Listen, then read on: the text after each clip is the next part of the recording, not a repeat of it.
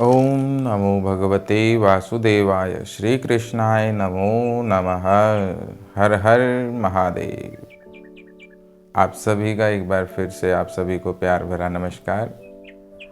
आप सभी के भीतर उस विराजमान उस पर ब्रह्म परमात्मा को सादर प्रणाम। आज जो इस वीडियो के माध्यम से नए लोग जुड़ेंगे उन सभी को मेरा एक बार आभार और नमस्कार। आप अपना अमूल्य समय इस वीडियो में देंगे। इस वीडियो से क्या मिलेगा पहले वो जान लीजिए। आप जब भी दुख में होंगे, किसी भी परेशानी में होंगे, जब निराशा में होंगे, जब आपको कहीं भी कोई हल नहीं मिलेगा तो उसका हल आपको यहाँ मिलेगा। बस आपको उस हल को करने का मन होना चाहिए। उसमें रुपया एक नहीं लगता, खर्चा एक नहीं होता।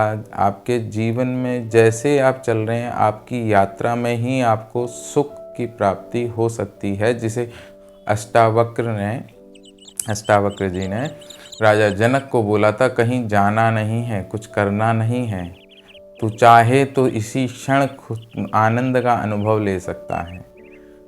आप सब उस आनंद के अधिकारी हैं। बस जिस दिन उसके लिए ये प्यास जगे उस दिन से इसे सुनना शुरू करें।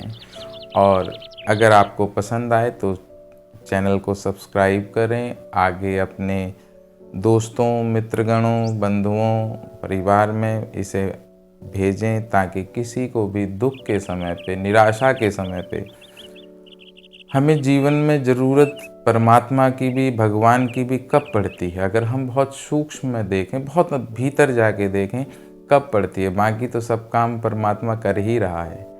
हमें तब पड़ती है जब हम निराशा में होते हैं, जब हम दुख में होते हैं, जब हमें किसी का साथ चाहिए होता है तो हम परमात्मा को ढूंढते हैं। तो इस समय पे, ऐसे समय पे परमात्मा का दिया हुआ वो ज्ञान, परमात्मा की बताई हुई वो बातें बिना किसी स्वार्थ, लोभ, मोह, अहंकार के आप तक पहुंचाने का एक सरल प्रयास मैंने करा है, जिसके लिए भाषा बहुत सरल है। कोई बड़ी अलग अलग भाषाओं में नहीं, जो बिल्कुल सिंपल और घरेलू भाषा है उसमें आप तक पहुंचाने की का एक प्रयास कर रहा हूं। इसलिए आपके सहयोग की कामना करता हूं। सहयोग बस इतना चाहिए कि सब्सक्राइब करें और अपने मित्रगणों से शेयर करें। तो आइए अब इस ब्रह्मलोक में, ब्रह्म की यात्रा में, सत्य की यात्रा में हम गीता अध्ययन में इस समय चल रहे थे। इसमें बहुत अनमोल मोती हम बीन रहे थे, तराश रहे थे, अनमोल हीरे को तराश रहे थे, जिसमें हम चौथे अध्याय में चल रहे हैं। चौथे अध्याय के 23वें श्लोक में आज हम प्रवेश करेंगे। उससे पहले 22वें में उन्होंने क्या कहा है उसको ज़रा सूक्ष्म हम जान लेते हैं। 22वें में वो कहते हैं, यदिश्याम लाभम संतुष्टः द्वंद्व अतीतः विमत्सरः संसिद्धो असिद्धो च कृत्वा अपि न निबध्यते। जो स्वतः होने वाले लाभ से संतुष्ट रहता है, जो द्वंद्व से मुक्त है, जो ईर्ष्या नहीं करता, जो सफलता दोनों में स्थिर रहता है, वह कर्म करता हुआ भी कर्म बंधनों में नहीं बंधता। यहाँ पे कृष्ण ने यानी ब्रह्म ने, यानी उस परमात्मा ने कृष्ण की दिव्य प्रकृति से ये उद्घोषणा, जैसे हम पहले आकाशवाणी कहते थे, आकाशवाणी हुई, वैसे ही कृष्ण जो कह रहे हैं वो आकाशवाणी ही कृष्ण की दिव्य प्रकृति के भीतर से निकल रही है। तो ब्रह्म की वाणी है, इसलिए वो ब्रह्म कहते हैं जो स्वतः होने वाले, मतलब आपने कुछ काम किया, जिस चीज़ के लिए किया था उसे जो मिल गया, अभी आपको जो मिल गया उसी में आप संतुष्ट हैं। आप चाहे उसमें आपको हार मिली या जीत मिली, क्योंकि परिणाम के लिए आपने कर्म नहीं करा था, कर्म आपने इसलिए करा है क्योंकि कर्म करना आपका कर्म है। तो उससे जो मिला उससे आप संतुष्ट रहते हैं। जैसे ही संतुष्ट होते हैं तो आप देखेंगे मन के द्वंद्व भी खत्म हो जाएंगे। मन के द्वंद्व शुरू ही तब होते हैं जब हम परिणाम के पीछे भागते हैं। हाँ, अगर हम परिणाम के पीछे ना भाग के सिर्फ कर्म करने को कर्म करें और करते रहें, चाहे हमें निराशा हाथ लग रही है या आशा हाथ लग रही है, हम उसमें ना फंसें, हम जीत हार में ना फंसें, तो हम देखेंगे कि हमारा मन द्वंद्वों से अपने आप स्वतः ही मुक्त है।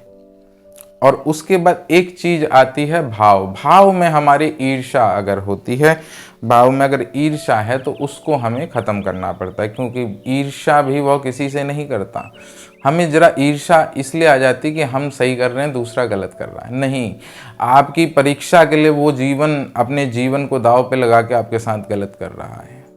आप नज़रिया बदलिए। यथा दृष्टि तथा सृष्टि, जैसी आपकी दृष्टि है वैसी ही आपको सृष्टि दिखेगी। आप लेकिन अपने साथ बुरा करने वाले को एक बार ये भी तो देखिए, वो आपकी परीक्षा के लिए अपना जीवन दांव पे लगा रहा है। वो जो आज बुरा कर रहा है, उससे उसको जो बुरा मिलना है उसके लिए भी उसने कोई तैयारी नहीं कर रखी, फिर भी आपको आगे बढ़ाने के लिए वो बुराई कर रहा है।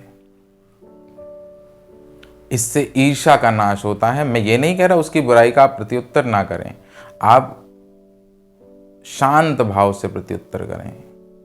आप भीतर से शांत रहें, बाहर से उत्तर करें, कोई परेशानी नहीं है। बस ईर्ष्या ना रखें।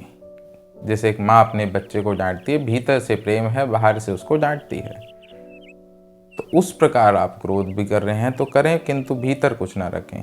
और भीतर जब कुछ ना रखेंगे तो आप द्वंद्व और ईर्ष्या से मुक्त होते हैं। और जब इन सब से मुक्त हो गए तो सफलता असफलता वो आपने पहले ही छोड़ दी। जो इन दोनों में स्थिर है कि उससे जैसे कोई फर्क नहीं पड़ता, वह कर्म करता, उसका कोई कर्म जो उसने जो भी किया वो किसी बंधन में बंध ही नहीं सकता। ना उसे जीत का चिंता है, ना हार की चिंता है, ना ईर्ष्या है किसी से, ना द्वंद्व है मन में कोई, तो उसे बांधेगा कौन? उसके कर्म तो स्वयं ब्रह्म के कर्म हो गए। तो इस श्लोक में उन्होंने ये बताया था। अतः हमें जो भी कर्म करने चाहिए वो किस तरह करने चाहिए? बस कर्म हम करना हमारा कर्म है, हम कर्म करेंगे। कोई भी काम हमारे समक्ष सुबह से शाम तक आ रहा है, हम उसे बस करेंगे। अब उसके आगे हमें क्या मिलेगा मिलेगा नहीं मिल पाएगा उसको छोड़ दें। अगर कर्म करेंगे पूरी मन से तो फल मिलेगा ही, उसमें कौन सी बड़ी बात है। और फल भी मिल गया तो क्या हो गया? क्या क्या कल कर्म नहीं करना है? कल भी करना है। तो हम इस भेद से निकलें, और उसके बाद जैसे इससे निकलेंगे तो द्वंद्वों से मुक्ति पाएंगे। द्वंद्वों से मुक्ति पाके हम अगर सामने वाले की अपनी सत्यता के बाद उसकी सत्यता को जानेंगे तो ईर्ष्या से मुक्ति पाएंगे। ईर्ष्या से मुक्ति पाते ही और सफलता को पहले ही आप त्याग चुके हैं, तो आप किसी भी कर्म के बंधन में नहीं बनते। ये स्वयं ब्रह्म कृष्ण के माध्यम से आपको बता रहे हैं, स्वयं सत्य, स्वयं परमात्मा आपको बता रहे हैं। अब 23वें श्लोक में आज हम प्रवेश करते हैं। 23वें श्लोक में वो कह रहे हैं, गत संगस्य मुक्तस्य ज्ञानम अवस्थितः अचेतसः यज्ञाय आचरत कर्म समग्रम प्रविलीयते। वो इसमें कह रहे हैं, जो पुरुष प्रकृति के गुणों के प्रति अनासक्त है और जो दिव्य ज्ञान से पूर्णतः स्थित है, उसके सारे कर्म ब्रह्म में लीन हो जाते हैं। अब आज तक हमने ये सुना है कि ये सुनते आए हैं कि अपने कर्मों को हवन कर दो, अपने कर्मों को ब्रह्म में हवन कर दो, ये कर दो, वो कर दो, बहुत कुछ सुनते आए हैं। कर दो तो सब सुनते आए हैं, कैसे कर दो ये नहीं कोई बताता, क्योंकि अगर वो कर दिए तो कईयों के बुनियादें हिल जाएंगी। इसलिए अब यहाँ पे कृष्ण आपको बता रहे हैं, क्योंकि उन्होंने कोई बुनियाद नहीं रखी, उन्होंने उसका कोई कुछ लिया नहीं। वो निस्वार्थ होके लोभ, काम, क्रोध, मद, लोभ, मोह, अहंकार इनसे दूर होके उन्होंने गीता दी थी। तो उन्होंने इस चीज़ से अलग होके दी थी। तो उन्होंने ये बताया था, उन्होंने बताया है कि जो प्रकृति के गुणों के प्रति अनासक्त है, प्रकृति से जो भी हमें गुण मिलते हैं, सुख दुख, लाभ हानि, क्रोध, लोभ, मोह, इन गुणों के प्रति अनासक्त है। ये गुण खत्म नहीं हैं, लेकिन इनके प्रति अनासक्त है, कोई आसक्ति नहीं है इनमें। वो दिव्य ज्ञान में परिपूर्ण है, स्थित है। ऐसा मनुष्य दिव्य ज्ञान में, जो परम ज्ञान है, जो परम प्रेम है, जो प्रेम डिवाइन लव जिसे हम कहते हैं, वो उसमें स्थित है। और वो जो भी कर्म करेगा, ऐसा मनुष्य जो भी कर्म करेगा, वह सब कर्म ब्रह्म में लीन हैं। अब ये सारे कर्म ब्रह्म में लीन होंगे कि जो हो रहा है होएगा, उसमें क्या परेशानी है? जीवन तो आप नहीं कभी ख़त्म हो सकते। ख़त्म ये शरीर रिसाइकल होगा, आप तो रिसाइकल भी नहीं होंगे। आत्मा है, आत्मा एज इट इज़ रहेगी, आपका ना जन्मे थे ना मरेंगे, तो फिर किसी चीज़ के प्रति आसक्त अनासक्त होके क्या फ़ायदा। देखिए बस मन में क्या चल रहा है उसको देखिए और वहीं से उसे शांत कर दीजिए, बाहर करने की ज़रूरत क्या है। और जो इन गुणों के प्रति अनासक्त हो जाए, मतलब अभी जैसे 20वें श्लोक में उन्होंने कहा था कि संतुष्ट रहें लाभ और हानि से, तो अनासक्त मतलब आप सफलता और असफलता इन दोनों से, जीत हार से अनासक्त हो गए। फिर उन्होंने कहा द्वंद्वों से मुक्त हो जाएं। द्वंद्वों से मतलब भीतर अच्छा बुरा, ये सही किया उसने गलत किया, इन द्वंद्वों से मुक्त हो जाएं। एकत्व परमात्मा जान के, एकत्व आत्मा जान के इन सब द्वंद्वों से मुक्त हो जाएं। जैसे इन द्वंद्वों से मुक्त होंगे तो ईर्ष्या खत्म हो जाएगी, क्योंकि जो आपको न सफलता चाहिए न सफलता चाहिए, तो जो जीता उससे भी कोई ईर्ष्या नहीं, जो हारा उससे भी कोई ईर्ष्या नहीं। जो अच्छा है वो भी सही है, जो बुरा है वो भी सही है, दोनों का होना जरूरी है। दोनों हैं, इसीलिए ये प्रकृति है। यहाँ अच्छा बुरा दोनों हैं, दिन है तो रात भी है, सुख है तो दुख भी है। तो उसमें जो ऐसा जो पुरुष ऐसे जो कर्म अपने करता है वह पूर्ण ज्ञान में, उसे पूर्ण ज्ञानी कहा है कृष्ण ने यहाँ पे। और उसके बाद वो कह रहे हैं कि उसके सारे कर्म, वो उसके बाद इस भाव से जो भी कर्म करेगा, इस भाव से जो भी जैसे भी कर्म करेगा, चाहे समाज की नज़रों में वो लिप्त हो अलिप्त हो, लेकिन अगर उसके भाव इस प्रकार से हैं कर्म के, तो उसे ना तो कोई दुख होगा ना सुख होगा। वो संभाव में रहते हुए उसके सारे कर्म ब्रह्म में लीन हो जाते हैं। उसमें आप जो भी कर रहे हैं वो बस कर रहे हैं।